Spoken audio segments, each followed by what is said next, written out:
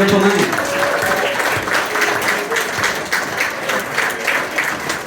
Jordan Hoth, everybody. Let him hear it. Come on.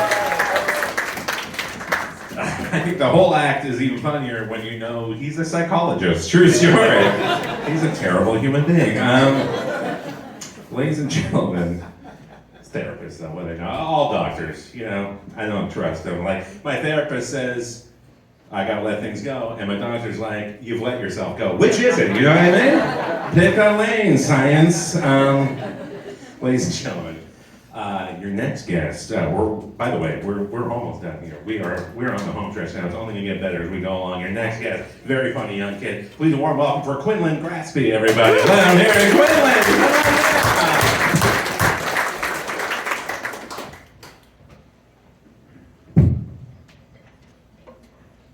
Hi. How are you guys doing? No. I mean, like, how are you guys doing? Like, it's pretty nuts out there right now, isn't it? I know I get worried about the state of things a lot, and I try and keep myself healthy. So for that, I go to the doctor a lot. And the doctor asks this question: are you sexually active? I never know how to answer that question. And look, I know what it means. But it's just rough when it's my family doctor asking it for the 16th year in a row.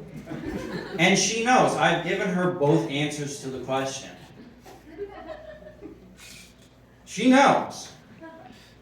So anyways, I get back from the doctor and I'm looking at porn. And porn has gotten so crazy. Like, when I was a kid, porn was just a Latino maid. And that was great, that was it. And then sisters and brothers got involved. And then now on my feed, I'll click and I'll be like, hey, that's a cute girl. It's not a girl. I guess the point is, I'm just having trouble getting to women in all aspects of my life right now. Okay, so I'm looking up porn, and there's this post that comes across, and it's like, would I make good girlfriend material? And it's just a picture of tits. Like, there's no face, there's nothing. I don't know about girlfriend material, but you'd make great whore material.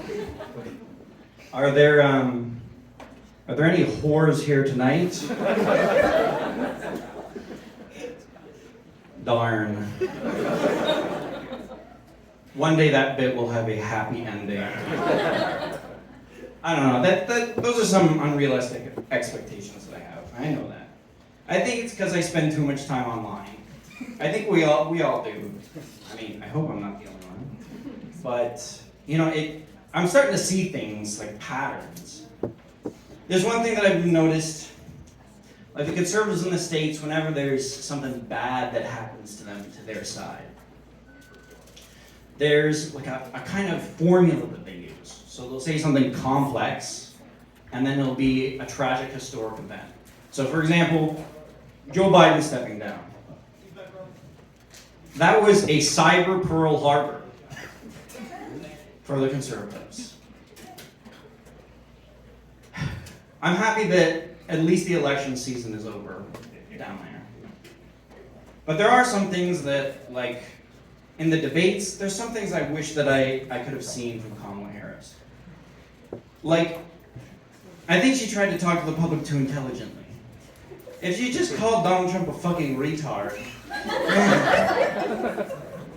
I feel like that would have cut to the chase. The people would have been like, oh yeah, okay, why are you beating around the bush? Immigrants. Is anyone here an immigrant? Show of hands, like, high, really high up in the sky. All right, round them up!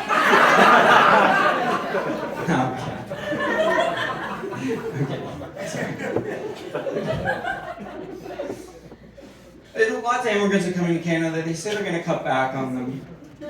And like at the other end of the summer, I was in this place, Marathon, Ontario. Does anyone know where Marathon, Ontario is? Oh, you do? Yeah, so you know it's in the middle of bumfuck nowhere. It's in Thunder Bay District. Not near Thunder Bay. Thunder Bay District.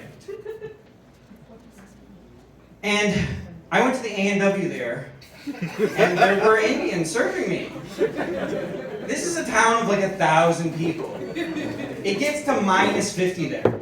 There are days where it is warmer on Mars than in that town. So, a question I have is that really a good thing? They come from, you know, a place and they think that they're getting a better life. And they end up in Marathon, Ontario. The nicest bits of Marathon, Ontario are the bits that people have not touched.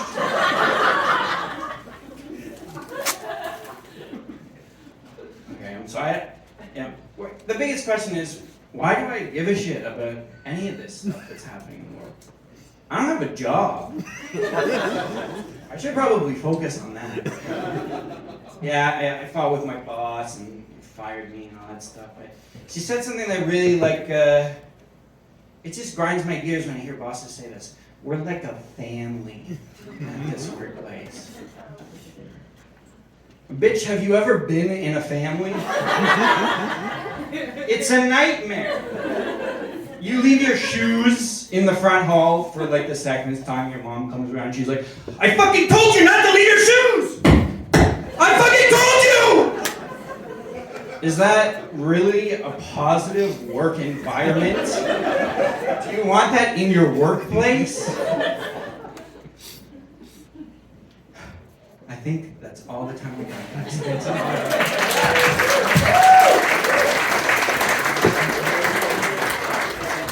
Quinlan Graspy, everybody. Let him hear it. That guy right there.